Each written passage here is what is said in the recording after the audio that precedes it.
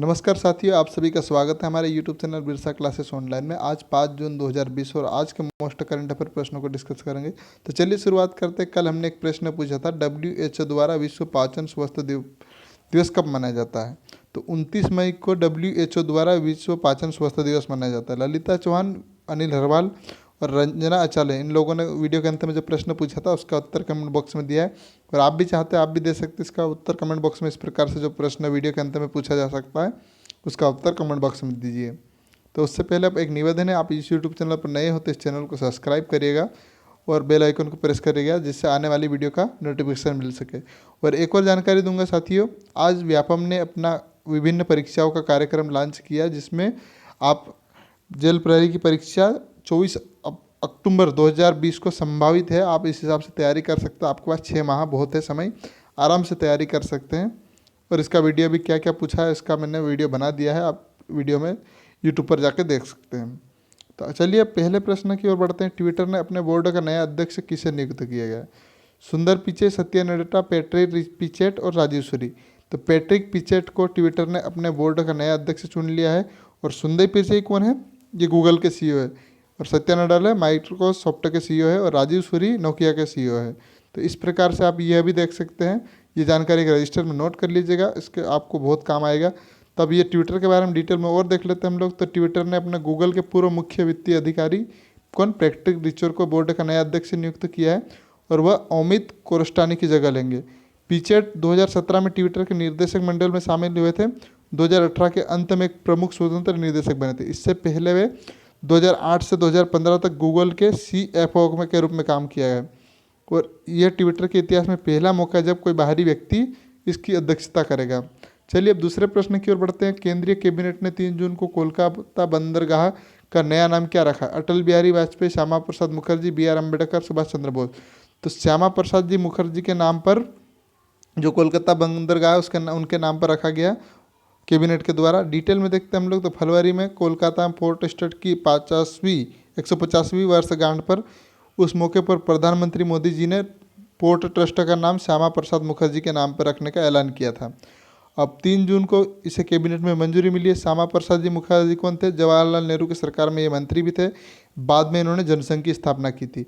उनका जन्म कोलकाता में 1901 में हुआ था। पोर्ट स्ट्रट देश के सबसे पुराना पोर्ट स्ट्रट बंदरगाह है, जिसकी स्थापना कभी थी? 1870 में। यह एक नोट कर लीजिएगा, बहुत बार प्रश्न पूछा जा चुका है इस प्रकार का। चलिए पश्चिम बंगाल में, तो पश्चिम बंगाल की बात करते हैं। मुख्यमंत्री कौन है? ममता बनर्जी। राजधानी कोलकाता। राज्यपाल जगदीप धनखड़। यहाँ पर नेशनल पार्कों की बात करें तो यह इको नेशनल पार्क है, एक्टिविटा एक्वाटिका नेशनल पार्क, गोरामारू राष्ट्रीय उद्यान, जलदापाड़ाम राष्ट्रीय उद्यान, निक्को पार्क, न्योरा घाटी राष्ट्रीय उद्यान, मिलीनियम पार्क और सुंदरवन राष्ट्रीय उद्यान। यह जो डेल्टा है गंगा नदी के डेल्टा पर बना हुआ सुंदर राष्ट्रीय उद्यान। और गंगा नदी का मुहाना सुंदरवन देखिए, तो विश्व का सबसे बड़ा मुहाना है डेल्टा जो इस पर स्थित है। ये विश्व का सबसे, कई बार प्रश्न पूछा सकता है। और मानचित्र में देखते हैं हम लोग बंगाल को, तो बंगाल ये देख सकते हैं यहाँ पर स्थित है। और यहाँ पर लोकसभा की सीटें 42 है, राज्यसभा की 16 और विधानसभा की 295 सीटें हैं। अब तीसरे प्रश्न की बात करते हैं। आई कैंट ब्रेथ, यह नारा किस देश में नस्लीय भेदभाव के खिलाफ चल रहा है? France, Germany, USA, Hong Kong. तो इसका सही उत्तर USA में आई कैंट ब्रेथ ये नारा देश नस्लीय भेदभाव के खिलाफ चल रहा है, जिसे हम लोग देखें। चलिए और डिटेल में। अमेरिका के जो देशव्यापी हिंसक प्रदर्शन हो रहे, ज़्यादातर शहरों में सड़कों पर है लोग, और उनकी जगह यह नारा पहचान बन गया। कौन सा? I can't breath. 25 मई को पुलिस ने अश्वेत अमेरिकन जॉर्ज फ्लॉयड को पुलिस में हिरासत में लिया था। और वाइट पुलिस कर्मी ने ब्लैक जॉर्ज को गले पर 7 से 8 मिनट तक घुटना रख दिया था, जिसके कारण उनकी मौत हो गई थी जॉर्ज फ्लॉयड के दौरान। वो इस दौरान क्या कह रहे थे? आई कैंट फ्लेथ, यानी मैं सांस नहीं ले पा रहा था। और उनके मुंह से यह आखिरी शब्द थे, ब्रीथ। इस प्रकार से इसके कारण हिंसक प्रदर्शन हो रहा और इनका ये नारा बन गया। कौन सा? I can't breathe. चलिए अब अमेरिका में हो रहा है, तो अमेरिका के बारे में देख लेते हैं। राजधानी वाशिंगटन DC है। राष्ट्रपति डोनाल्ड ट्रंप है, उपराष्ट्रपति माइक पेंस है। और $1 में 75.53 रुपये होते हैं। और विश्व का सबसे छोटा और लिखित और पुराना संविधान की बात करें तो अमेरिका का है। यह प्रश्न पूछा जा सकता है पॉलिटिकल से। और देखिए अमेरिका विश्व के मानचित्र में यहाँ स्थित और एक राज्य यहाँ पर स्थित है, अलास्का। चलिए अब देखते हैं अगले प्रश्न की बात करते हैं। आक्रामकता का शिकार हुए मासूम बच्चों का अंतर्राष्ट्रीय दिवस कब मनाया जाता है? 4 जून, 3 जून, 5 जून और 6 जून। तो 4 जून को आक्रामकता का शिकार हुए मासूम बच्चों का अंतर्राष्ट्रीय दिवस मनाया जाता है। डिटेल में और देखते हैं। संयुक्त राष्ट्र महासभा ने 1982 में यह दिवस घोषित किया था। इस दिवस का मनाने का उद्देश्य लोगों के बच्चों के अधिकारों के संरक्षण के बारे में जागरूक करना और उनकी पीड़ा को उजागर करना है। मूल रूप से यह दिन दुनिया भर में उन बच्चों के दर्द को स्वीकार करने के लिए जो शारीरिक, मानसिक और भावनात्मक शोषण के शिकार है। अब संयुक्त राष्ट्र महासभा ने किया तो इसके बारे में हम लोग देख लेते हैं। तो इसका मुख्यालय कहाँ पर है? न्यूयॉर्क में, संयुक्त राज्य अमेरिका में। 193 देश सदस्य। 24 अप्रैल 1945 की स्थापना हुई थी। वर्तमान में अध्यक्ष कौन है? वो एंटोनियो गुटेरेस, जो कि पुर्तगाल के नागरिक है। और संयुक्त राष्ट्र संघ की आधिकारिक भाषा 6 है: अरबी, चीनी, अंग्रेजी, फ्रांसीसी, रूसी और स्पेनी। और यह संयुक्त राष्ट्र संघ में 1977 में भारत के प्रधानमंत्री, पूर्व प्रधानमंत्री अटल बिहारी वाजपेयी जी ने हिंदी में भाषण दिया था। यह बहुत बार पूछा जा चुका है। तो ये 5वां प्रश्न इसका चौथा हो गया है, जिसे आप सही कर लीजिएगा। किस मंत्रालय ने 1 ईयर ऑफ मोदी टूजेर ई बुकलेट विमोचन किया? सूचना एवं प्रसारण मंत्रालय, मानव संसाधन विकास मंत्रालय, रक्षा मंत्रालय और विदेश मंत्रालय। तो सूचना एवं प्रसारण मंत्रालय ने 1 ईयर ऑफ मोदी टूजेर ई बुकलेट लॉन्च किया है। अब डिटेल में देख लेते हैं हम लोग। सूचना एवं प्रसारण मंत्रालय द्वारा 1 ईयर ऑफ मोदी टूजेर towards a self reliant India नामक ई बुकलेट जारी की है। और ये ई बुकलेट मोदी का सरकार के दूसरे कार्यकाल की उपलब्धियों के बारे में प्रकाश डालती है। यह सरकार के दूसरे कार्यकाल की पहली वर्षगांठ का प्रतीक है, जिसमें राम मंदिर के बारे में बताया गया है, 370 के बारे में बताया है और अन्य बहुत सारी जो जानकारी है ये पर इस प्रकार की जानकारी इसमें इस बुक में दी गई है मोदी सरकार के। चलिए अब अगले प्रश्न की बात करते हैं। किस बैंक की, 6वां प्रश्न, किस बैंक के सीईओ सुब्रमण्यम सुंदर का कार्यकाल 6 महीने के लिए बढ़ाया गया?